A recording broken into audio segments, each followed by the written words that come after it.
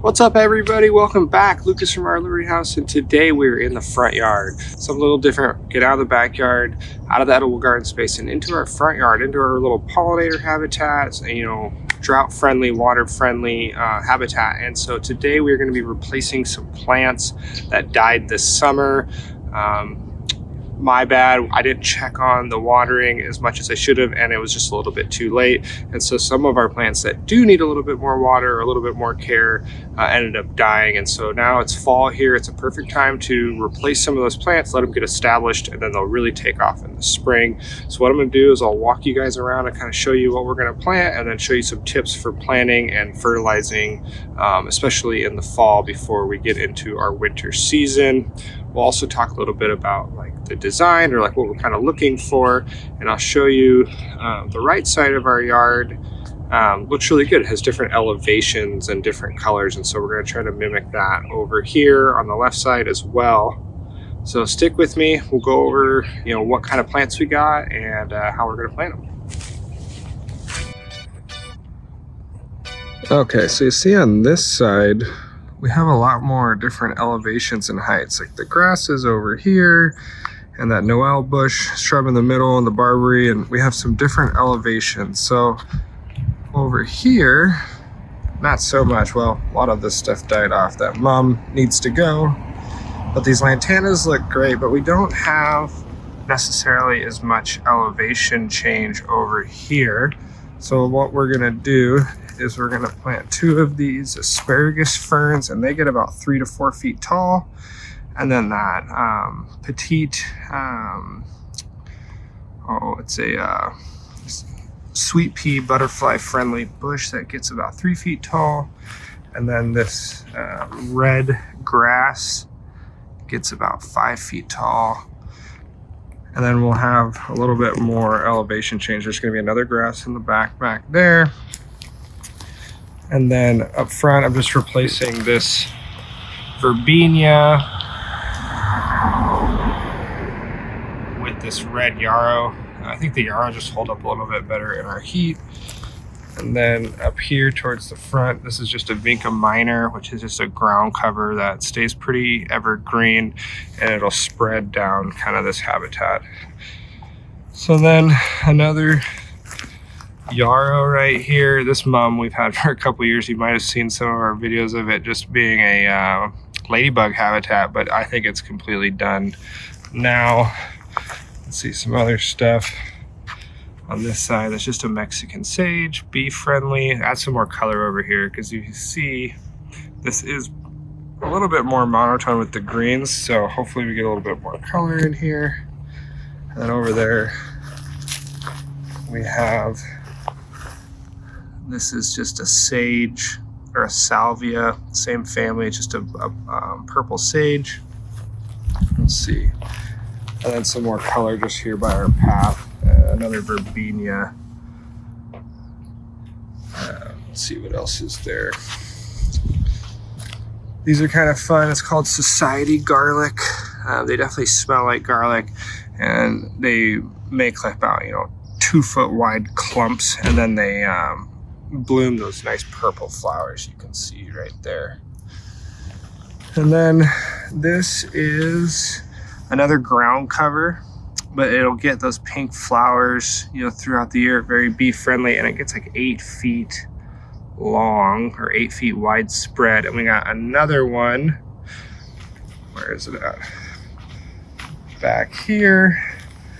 And this is just some ground cover spacing to try to maybe fill in some of the more just mulch areas. This is kind of a succulent type plant. It's an aloe. It's a Johnson's hybrid, and it makes these nice orange flowers. And then we got a similar type plant. I'll have to get the name here quick. But it's just these awesome like flowers, and it's supposed to bloom late in the year. So it's a papaya popsicle, which is also just fun to say. All right, well, let's get planting.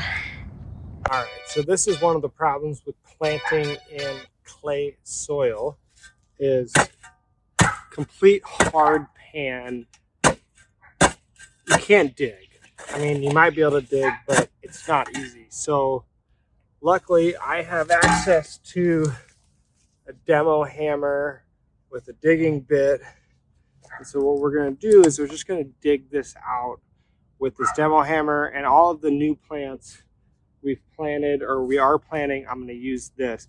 The existing plants all got dug with the demo hammer when we initially did this. So that was easy to plant, but now that the stuff we're adding, we have to use something to dig through this hard pan clay. And then I'm going to go over what we're going to do to kind of combat a little bit of that hard pan soil to help us out. We're going to use a mixture of soil building conditioner and some potting mix. So the first step is going to be to dig these holes.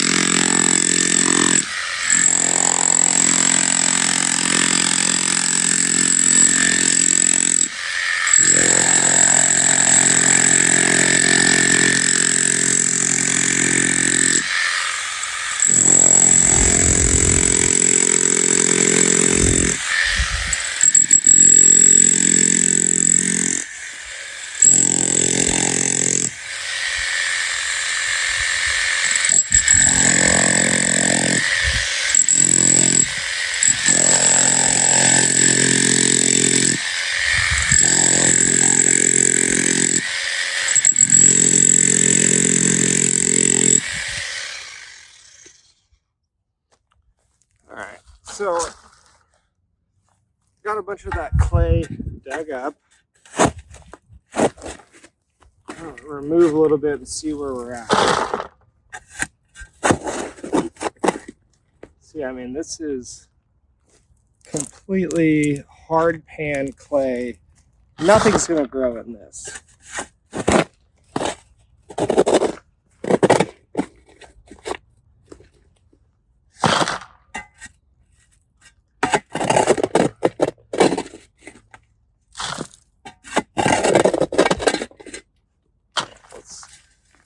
Go after a little bit more.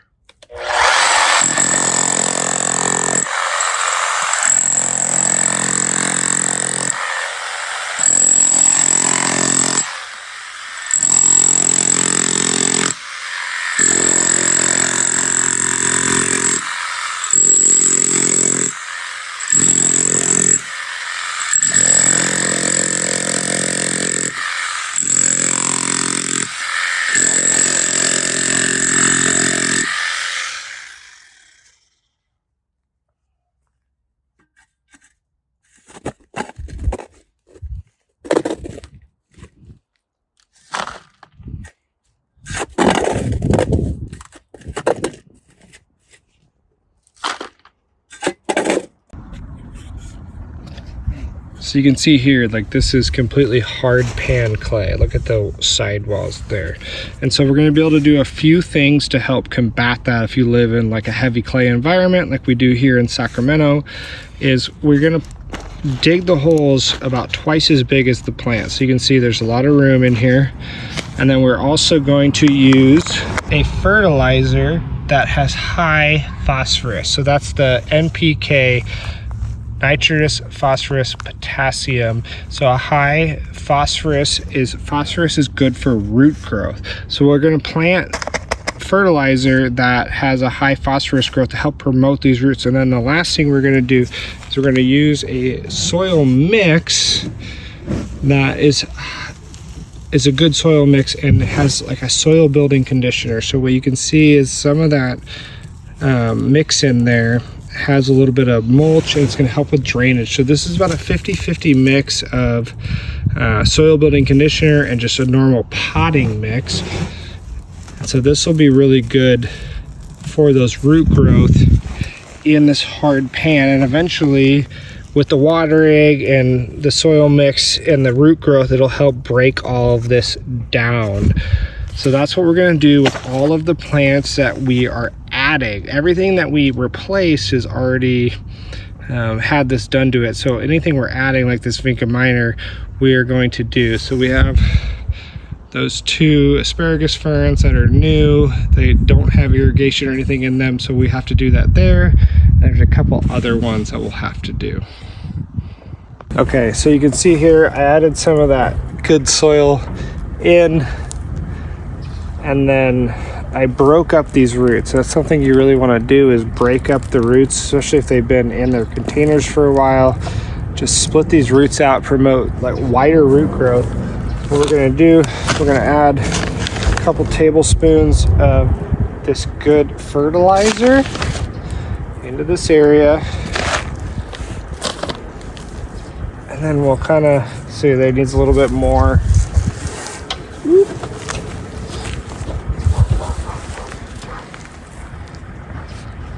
We want this root ball to be right at the level, which it is now. And then we'll just use this to scoop up a bunch more. And we'll just pack it all in. And this is going to give it a great environment to start out when it's young. Good environment to build roots, at least twice the size of the plant, until it can get big, healthier roots to start breaking through that clay soil.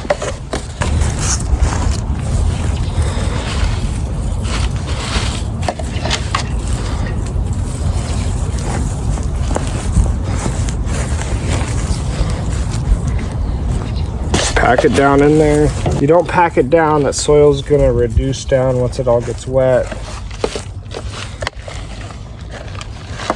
So you really want to pack it all in here. And now this plant is ready to irrigate.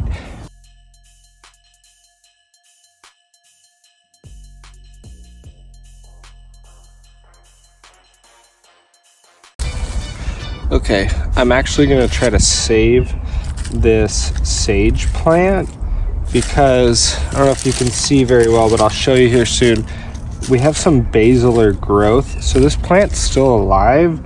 I still want to plant this sweet pea here because I think it'll give us like a better look and be a little bit taller, like that different elevations I was talking about.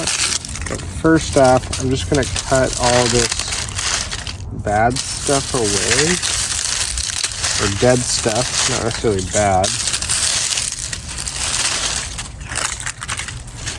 And then I'm gonna repot this in here, and if it survives, we'll plant it in the spring or whenever. But instead of just completely getting rid of this plant, I'll try to save it. So get a lot of this out of here.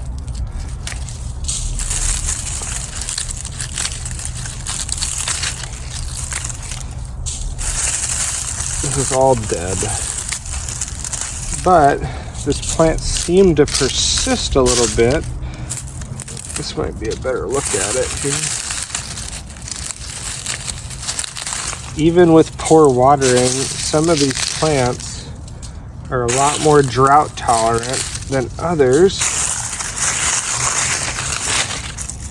All this leaf litter from other people's plants.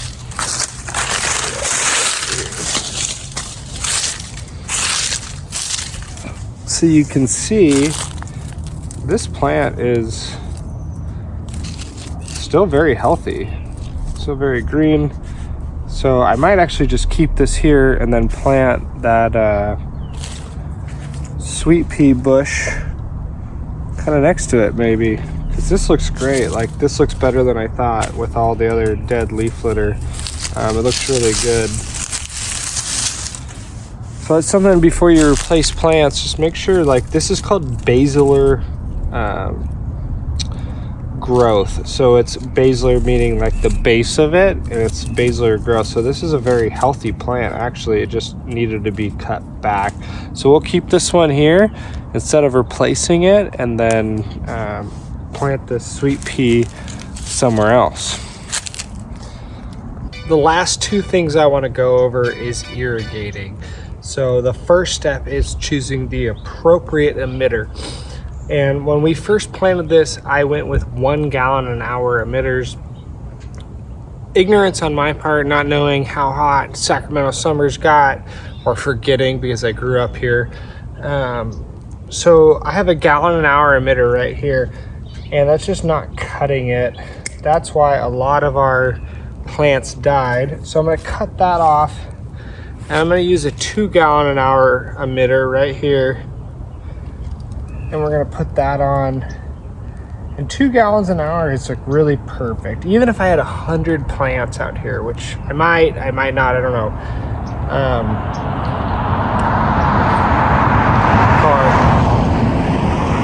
2 gallons an hour is perfect. If we water these 3 times a week, 2 gallons an hour, it'll really be perfect. So that's that. And then the other thing is adding emitters to the new plants we just planted that weren't in an existing location. So we'll do that quick. Oh, look, there's a bee. So we talked about pollinator friendly gardens. There was just a bee on this Mexican sage right there. Oh, he's back. So that's a good sign, right? So then I will move the camera to this Minka minor right here. What we're gonna do is we're gonna add another 2 gallon an hour emitter right here.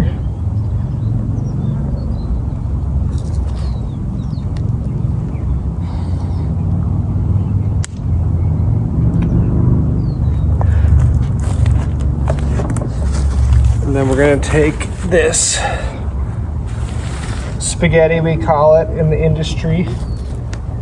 Spaghetti tubing, flex tubing. We're gonna run it all the way over here.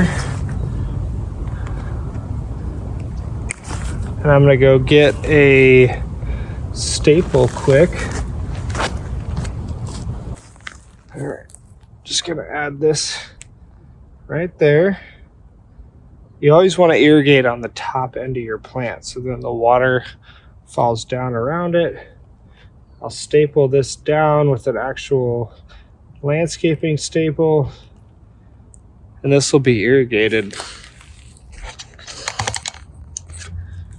So that's what I'm going to do now. I'm going to go irrigate the rest of these plants. I've replaced all of our 1 gallon an hour emitters on our existing plants that obviously didn't work because we had plants that died. So I think 2 gallons per hour is the appropriate amount of water, especially for our dry, hot summers.